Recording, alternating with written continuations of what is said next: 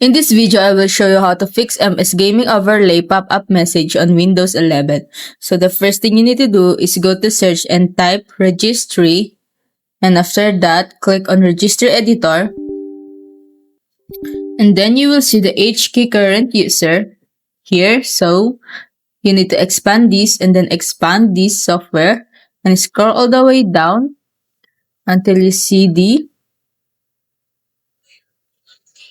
Windows, and then expand this again, and then expand the current version, and then scroll all the way down until you see the game DVR. Click on it, and then right click, and then click on new, and then click on the word, and then type app capture enabled.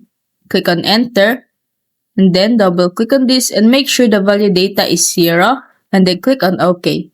And that's it. If it helped you, please like and subscribe.